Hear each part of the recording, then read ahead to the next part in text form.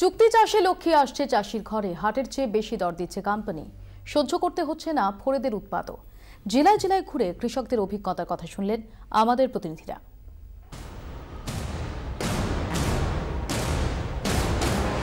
ক্ষেতের উৎপাদিত ফলন এখন আর কৃষকরা হাটে নিয়ে যান না। ভ্যান ভাড়া বাঁচানোর জন্য তারা গ্রামের মধ্যেই পেয়ে যান সোসাইটি, বিভিন্ন সংস্থা। সেখানেই তারা তাদের উৎপাদিত ফলন, ফুলকপি, বাঁধাকপি, গাজর, বিনস, কপি, বেগুন এগুলো দিয়ে দেন। তাতে তাদের লাভ বেশি হয়।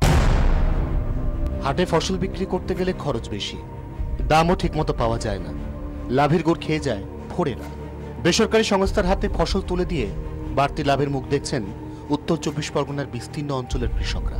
সবজিগুলো চাষ করে আমরা ওই কোম্পানিতে দিই।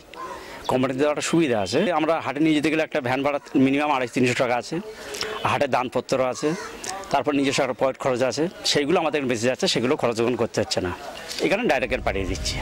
শপিং মলে, কাঁচা বাজারে আপনি কম বেশি অভ্যস্ত হয়েই গেছেন। চাহিদা যত বাড়ছে তত Reliance Fresh, Metro Cash and ক্যারির মতো সংস্থা চাষির কাছ থেকে সরাসরি ফসল কিনে নিচ্ছে। ভালো দামে বিক্রির নিশ্চয়তা পেয়ে খুশি কৃষকরাও। খাটুনিটা একটু কম হয়, পয়সাটাও ঠিক পাই। গ্রামের মধ্যে এই সুবিধাটা পাই আমরা। হাটে ওই আমাদের যে রেট দিচ্ছে সেই রেট আমাদের পোষাচ্ছে না। এখানে কাছে মাঠ থেকে তুলে দিচ্ছি, আর্থিকভাবে আমাদের সচ্ছল হয় আর কি। বর্ধমানের বহু এলাকায় আশ্বিন মাস নাগাদ চাষিদের আলু বীজ দিয়ে দেয় পেপসিকো। আলু উঠলে আগে থেকেই ঠিক হওয়া দামে কিনে নেয় তারা।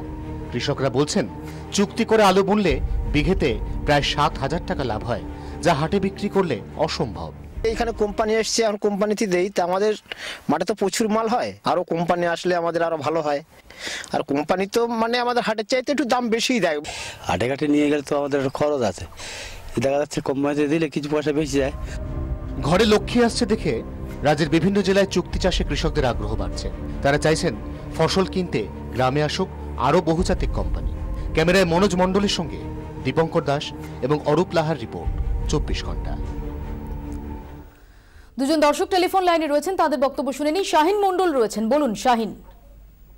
হ্যাঁ বলছি, এই যে চুক্তিভিত্তিক চাষে এসে কি চাষির কোনো লাভ হবে? এতে তো যারা পয়সারা লোক, যারা ফোরে, যারা কোম্পানি, তাদেরই তো লাভ হচ্ছে, এতে চাষির তো কোনো লাভ হচ্ছে না। ধন্যবাদ। এখানেই বলার চেষ্টা করছিলেন মিস্টার চৌধুরী এবং দেবাশিস দাও যে চাষির কি কি লাভ হতে পারে, আমরা সেই সম্পর্কে আবারও জানবো। প্রবীর ঘোষ রয়েছেন আমাদের সঙ্গে, বলুন প্রবীর বাবু।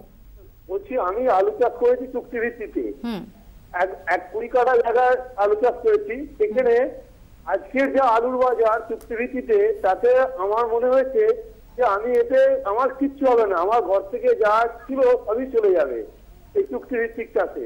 লাভ হবে না আপনার? না না, আলুর যে অবস্থা, তাতে আলুর এখন পর্যন্ত কোনো খদ্দের নেই এবং আলু বিক্রি করা যাচ্ছে না। আমাকে যদি 60 বস্তা আলু হয়, তার মধ্যে চুক্তিভিত্তিতে ঠিকই আলু আমার মহাজন নিয়ে নেবে।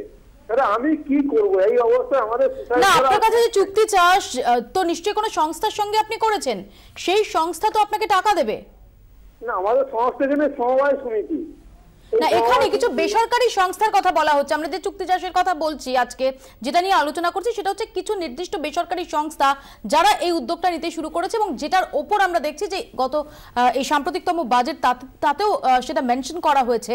সেই প্রসঙ্গে আমরা আলোচনা করছি, আপনি শুনতে থাকুন। আমি দেবাশিতার কাছে এখানেই আসবো। দেবাশিতা, অনেকের মনের মধ্যে প্রশ্ন রয়েছে যে কৃষকের কি উপকার হবে। আমি একটু জিজ্ঞেস করবো যে ধরা যাক সেক্ষেত্রে আমি কি ফসল চাষ করব, সেটার স্বাধীনতা কি আমার হাতে থাকবে? কারণ ডেফিনেটলি ওই কোম্পানিগুলো চাইবে যে বিভিন্ন অর্থকরী ফসলের দিকে ঝুঁকতে। একেবারে এখানে তো 2 ধরনের চাষ হয়। একটা মানে যেটাকে আমরা বলি কমার্শিয়াল ক্রপ, একটা বড় বিষয় আর কি। খুব স্বাভাবিকভাবে যত দিন যাবে তত ওই জমিতে কি ধরনের চাষ হবে সেই জায়গাটা কিন্তু একেবারে কর্পোরেট লবি ঠিক করবে যে কোন ধরনের জিনিসের বাজারে চাহিদা বেশি, এবং তাতে যে জমিতে কোনো একজন কৃষক যে স্বাধীন চিন্তার মাধ্যমে ঠিক করতে সে কী চাষ করবে সেটা কিন্তু আর ঠিক করতে পারবে না। কারণ যে এখানে যেটাকে আমরা বলি চাষের ক্ষেত্রে বৈচিত্র্যটা, তুমি দেখবে যে ইতিমধ্যে আমাদের যেহেতু তোমরা সার্ভে করেছো দেখেছো, বাঁকুড়াতে যে ধরনের রেসপন্স পাওয়া যাচ্ছে, বর্ধমানের রেসপন্স প্যাটার্ন আলাদা হচ্ছে। এবং খুব স্বাভাবিকভাবে যে সমস্ত ফসলগুলো ধরো কর্পোরেটরা নিয়ে গিয়েও তাদেরকে তো স্টোর করতে হচ্ছে, তুমি কর্পোরেটের অবস্থান থেকে দেখো, কর্পোরেটকে নিয়ে গিয়ে তাকেও স্টোর করতে হচ্ছে এবং সেখানেও তাকে একটা কস্ট বেয়ার করতে হবে এবং তারপর তাকে একটা মার্জিন মার্কআপ রেখে বাজারে বিক্রি করতে হবে। ফলে তার প্রবণতা থাকবে, কর্পোরেটের প্রবণতা থাকবে সেই সমস্ত ফসলগুলোর দিকে চুক্তি চাষকে নিয়ে যেতে, যে ফসলগুলো বাজারে সে বিক্রি করে তার মুনাফার জায়গাটাকে নিশ্চিত করতে পারে। চাষির কল্যাণ বৃদ্ধি করবার জন্য কর্পোরেট কিন্তু আমি এখানে মিস্টার চৌধুরীর কাছে আসবো। আরো দুজন দর্শক টেলিফোন লাইনে রয়েছেন, মিহির অধিকারী রয়েছেন, বলুন মিহির বাবু। মিহির বাবু বলুন। হ্যাঁ, হ্যালো, প্লিজ বলুন। বলছি আমার 10 কাঠা জমি আছে, সেক্ষেত্রে আমি কি চুক্তির আওতায় আসতে পারি? ধন্যবাদ। আরেক দর্শক আমাদের সঙ্গে টেলিফোন লাইনে রয়েছেন, দেবাংশু ঘোষ, বলুন দেবাংশু। নমস্কার, শুভ সন্ধ্যা। আমি সোনারপুর হরিনাবি থেকে দেবাংশু ঘোষ বলছি।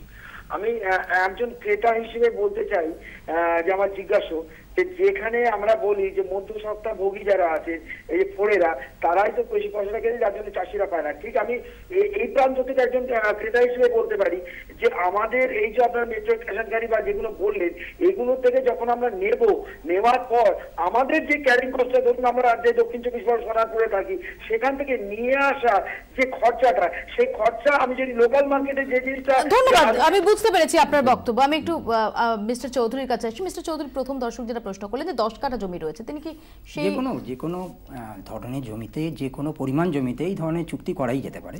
কিভাবে, ধরুন আমি এখানে একটু জানতে চাইবো যে কিভাবে একজনের কাছে কিছুটা জমি রয়েছে, যে জমিটা হয়তো পড়ে রয়েছে বা তিনি মনে করছেন চাষবাস করে তেমন আয় হচ্ছে না, তিনি কি করবেন? আপনার বহু কোম্পানি আছে, যেমন রিটেলের যে সমস্ত কোম্পানিরা কলকাতায় কাজ করছেন, তাদের সঙ্গে যদি কেউ যোগাযোগ করে এবং তারা বিভিন্ন ফসলই কেনা হয়, এমন নয় যে শুধুমাত্র কোনো নির্দিষ্ট ফসল হচ্ছে, কারণ ফসলেরও তো কিছু চাষের সময় থাকে, সেই সময়ই সেই ফসলটা হয়, সারা বছরের কিছু কিছু সময় থাকে।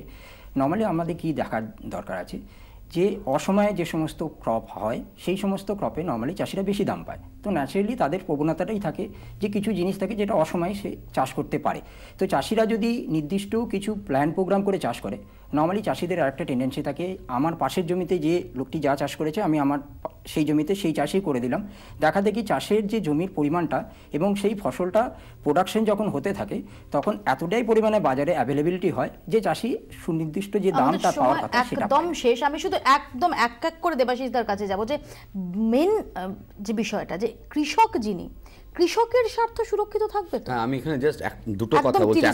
এক নম্বর কথা হচ্ছে যে কৃষক উপকৃত হবে এই সম্ভাবনা থাকছে, ক্রেতা কম দামে জিনিস পাবে সম্ভাবনা থাকছে, কিন্তু কর্পোরেট ব্যবসাদার এটা মাথায় রাখতে হবে। ফলে এখানে যে প্রশ্ন এসছে সেটাকে খেয়াল রাখার বিষয় যে সরকারের কিন্তু এই যে ক্লাস্টার ফার্ম করছে, সরকারের এখানে একটা গুরুত্বপূর্ণ ভূমিকা পালন করতে হবে, যাতে ওই যে প্রাইসটা ঠিক হচ্ছে সেই প্রাইস ডিটারমিন করবার যে মেকানিজম, সেখানে কিন্তু এই দুর্বল চাষিদের ক্লাস্টারকে কর্পোরেট কিন্তু গিলে খেতে পারে। এটা সেখানেই আমার 24 শেষ করতে হবে। আশা করা যায় যে চুক্তি চাষ সম্পর্কে আপনাদের মনের মধ্যে যে প্রশ্নগুলো ছিল সেই প্রশ্নের নিরসন করা গেছে। আপাতত আমার 24 এখানেই শেষ করছি। সঙ্গে থাকুন 24 ঘন্টা।